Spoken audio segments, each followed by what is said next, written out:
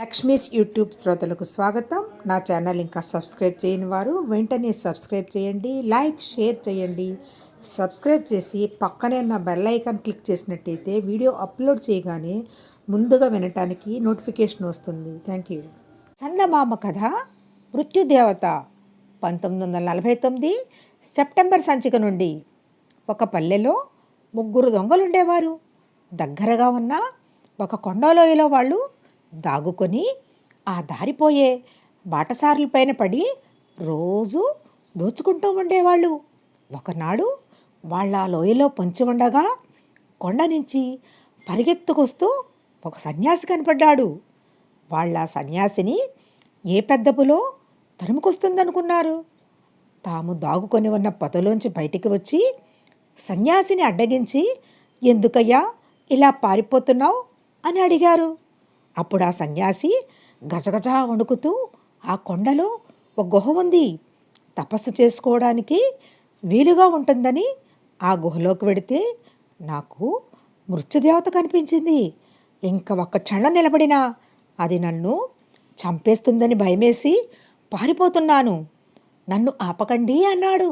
ఆ మాటలు విని వాళ్ళు ఆశ్చర్యపడి, ఏమిటి మృత్యుదేవత, ఇంతకాలం నుంచి దొంగతనాలు చేస్తున్నాము, దోచుకుంటున్నాము, ఈ కొండ పక్కనే ఎంతోమంది బాటసారుల బుర్రలు పగలకొట్టి వాళ్ళ డబ్బు దశకం లాక్కుంటూ ఉన్నాము, మాకెప్పుడూ కనపడలేదే ఆ మృత్యుదేవత, ఏది ఎక్కడుందో వచ్చి చూపించు అన్నారు. ఆయన రానంటే వెనుక వాళ్ళు ఆయన్ని బలవంతం పెట్టారు. ఇంకా తప్పదనుకుని సన్యాసి వాళ్ళని గుహలోకి తీసుకువెళ్ళాడు. వాళ్ళు గుహలో కొంత దూరం వెళ్ళేటప్పటికి ఎదురుగుండా పెద్ద ధనరాశి ఒకటి కనబడింది. అందులో ఉన్న వెండి బంగారం దగదగా మెరిసిపోతూ కళ్ళు మిరుమిట్లు కొలిపినాయి. వాటి కాంతికి గుహలో చీకటి లేకుండా పోయింది. గ్యాస్ లైట్ పెట్టినట్లుంది. దొంగలు 3 ఆ రాశి చూస్తూ నిలబడిపోయి తమ కళ్ళను తామే నమ్మలేకపోయారు. ఇక్కడ మన కళ్ళకు కనిపిస్తున్న ధనరాశి నిజమైందేనా, మాయ కాదు కదా, మనం కల కనటం లేదు కదా, మన జీవితంలో ఎన్నడైనా ఇంత పెద్ద ధనరాశి ఒక చోట పోగుపడి ఉండటం చూసి ఎరుగుదుమా, ఆహా ఎంత అదృష్టం, భాగ్యం అంటే నిజంగా మనదే భాగ్యం అని వాళ్ళు అలా నిలబడిపోయి చూస్తుంటే, సన్యాసి అన్నలారా చూశారు కదా ఈ ధనరాశిని, ఇదే మనుష్యుల పాలిటి మృత్యుదేవత, ఇంకెక్కడ ఒక్క నిమిషమైనా ఆగకండి, చంపేస్తుంది, నేను పోతున్నాను, మీరు కూడా పారిపోండి అని చెప్పి అక్కడ నిలబడక తుర్రుమన్నాడు. ఏది కావలిస్తే అది ఇచ్చే ఈ ధనలక్ష్మిని మృత్యుదేవత అంటాడేమిటి ఈ సన్యాసి అని వాళ్ళు ఆశ్చర్యపోయారు. వాడి మాటకేంలే పిచ్చివాడు అనుకుంటూ ఆ సొమ్మును పంచుకుందామని వాళ్ళు లెక్క పెట్టడం మొదలుపెట్టారు. లెక్క పెట్టడానికి 100, 1000, లక్షలు, కోట్లు, అర్బుదాలు ఉన్నాయి ఆ రాశిలో. ఎంతసేపు లెక్క పెట్టినా తరగలేదా రాశి. వాళ్ళకి చేతులు నొప్పి పుట్టాయి, ఆయాసం వచ్చింది, ఆకలి వేసింది. అప్పుడు వాళ్ళలో ఒకడు, నేను పల్లెలోకి వెళ్ళి భోజనం చేసి మీకు భోజనం తెస్తాను, నే వచ్చేదాకా మీరిద్దరూ ఈ రాశిని కాపలా కాస్తూ ఉండండి, తర్వాత 3 పంచుకుందాం అన్నాడు. ఆ మిగతా 2 సరే అని వాణ్ణి పల్లెకు పంపారు. పల్లెకు పోతూ దారిలో వాడు ఇలా అనుకున్నాడు, వీళ్ళిద్దరూ ఇంత మూర్ఖులు, తమకు నిజంగా నేను అన్నం మోసుకురావడానికే వెడుతున్నానని అనుకున్నారు, అంతేకాని ఈ ధనమంతా నేనొక్కడే దక్కించుకోవడానికి ఓ మంచి ఉపాయం ఆలోచించుకుని వెడుతున్నానని ఈ తెలివి తక్కువ నాగమ్మలకు తెలియదు. తెలివి లేకున్నా డబ్బులో వంతు మాత్రం కావాలట, 3 వంతులు వేస్తారట, నాకొక్క వంతట, చూద్దాం ఒక్క నాణ్యమైనా వీళ్ళకి దక్కనివ్వక అంతా నేనే పుచ్చుకుంటాను అని అనుకొని తన ప్రయత్నం సఫలమై ఆ సొమ్మంతా తనకు చిక్కాక దానితో తానేమి చేయాలో ఆలోచించుకుంటూ పల్లెకిపోయాడు. వాడు గుహ వదిలి వెళ్ళిన తర్వాత మిగతా 2లో ఒకడు రెండో వాడితో, ఒరే అబ్బి చూసావా వీడి తెలివి, తను తిరిగి వచ్చేదాకా మనం కాపలా కాయాలట. తాను వచ్చి మనతో ఈ సొమ్ము పంచుకుంటాడట. మంది ఎక్కువైతే మజ్జిగ పలచబడిపోతుంది. ఈ సంగతి నీకు తెలిసిందే కదా. మనం వీడికి వాటా ఇవ్వకూడదు అన్నాడు. ఆ మాట విని రెండోవాడు ఇవ్వకూడదని నేను అనుకుంటున్నాను, కానీ వీణ్ణి వదిలించుకోవడం ఎలాగా అని అడిగాడు.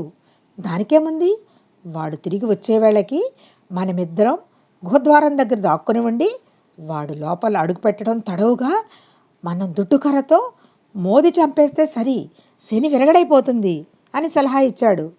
అందుకు రెండోవాడు ఒప్పుకున్నాడు. వాళ్ళిద్దరూ తమ బడితలతో గుహద్వారం దగ్గర కాచు కూర్చున్నారు. కొంతసేపటికి పల్లెకి వెళ్ళినవాడు భోజన పదార్థాలతో తిరిగి వచ్చాడు. వాడు గుహలో అడుగుపెట్టి పెట్టడంతోనే అక్కడ పొంచి ఉన్న మిగతా ఇద్దరు తమ దుడ్డు కర్రలతో వాడి తల పగలగొట్టి చంపేశారు.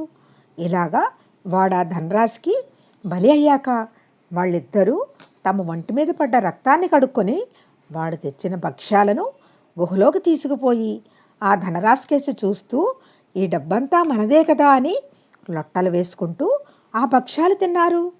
తిని ఇన్ని నీళ్లు తాగారు. వెంటనే వాళ్ళకి వికారం వచ్చి కడుపులో చెయ్యి పెట్టి గెలికినట్లుగా బాధ పెట్టింది. మరి కాసేపటికి ఆ బాధ ఎక్కువై తాము తిన్న అన్నంలో విషం ఉందన్న సంగతి వాళ్ళకి బోధపడింది.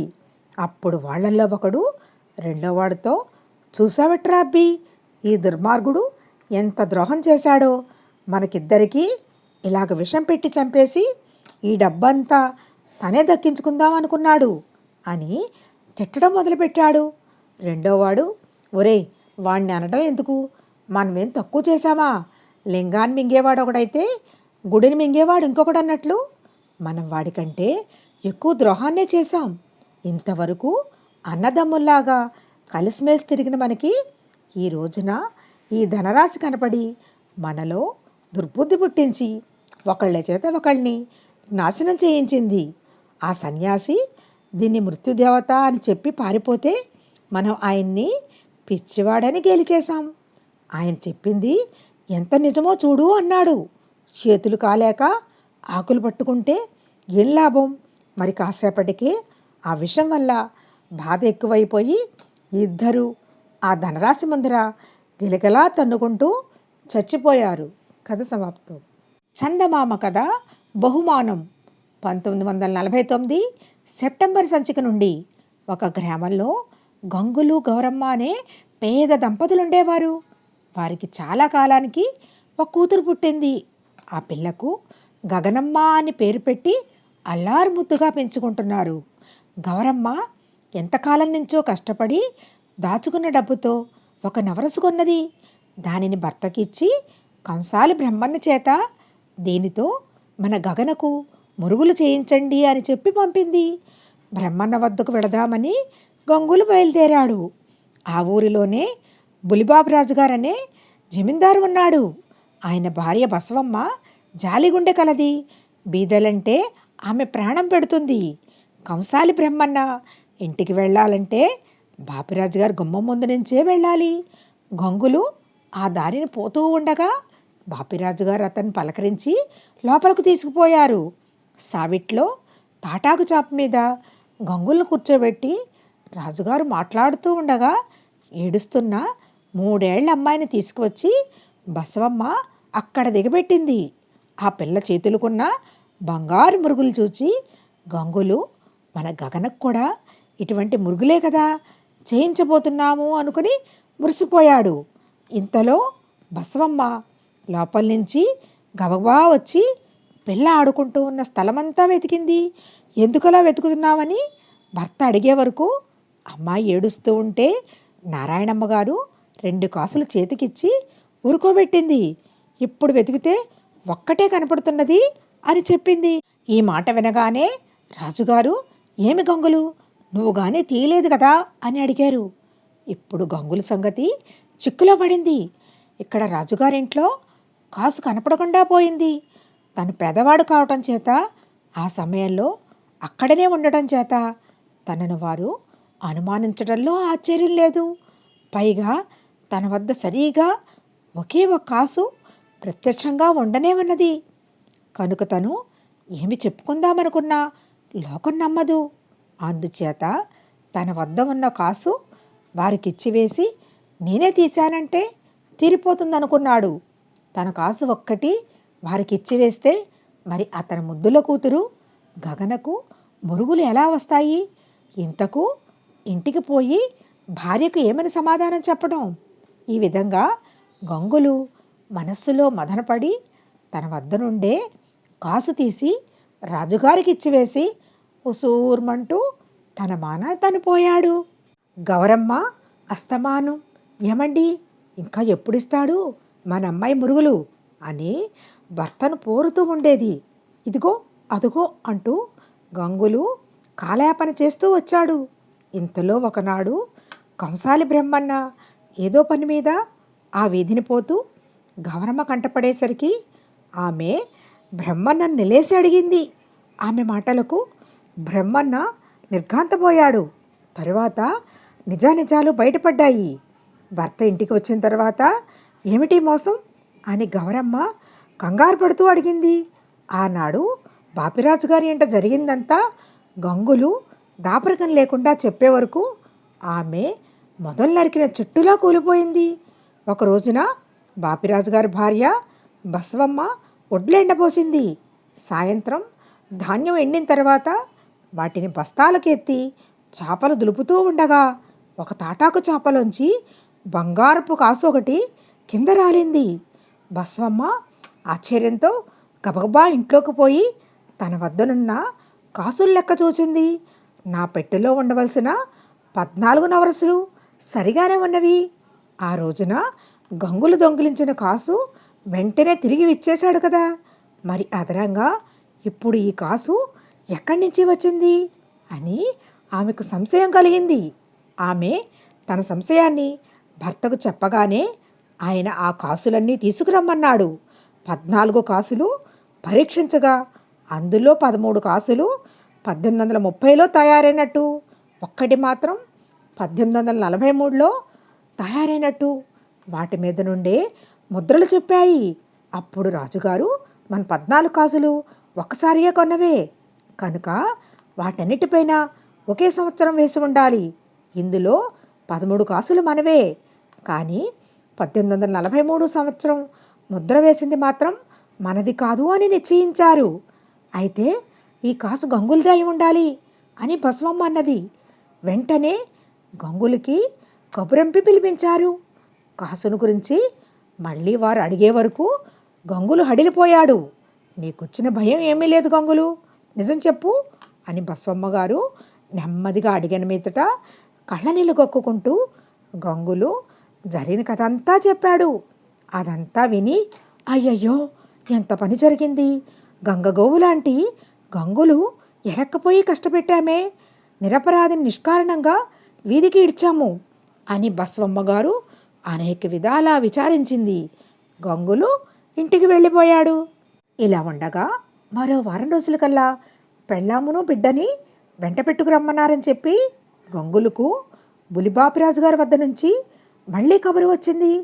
రాజుగారి కబురంటే గొప్ప ధరలతో పని, ఏమి మాట వచ్చిపోతుందోనని గంగులు భయపడుతూనే ఉంటాడు.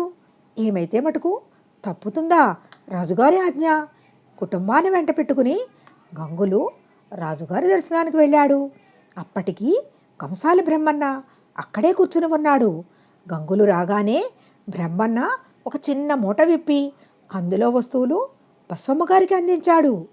ఆమె ఒక్కొక్క వస్తువే అందిపుచ్చుకొని చేతికి మురుగులు, కాళ్ళ గొలుసులు, మెడలో ముత్యాలహారము, వేలికి ఉంగరము స్వయంగా గగనకు తొడిగి అలంకరించింది. ఇవన్నీ వంటికి పెట్టగానే గగనమ్మ ముచ్చటగా గంతులు వేయడం ప్రారంభించింది.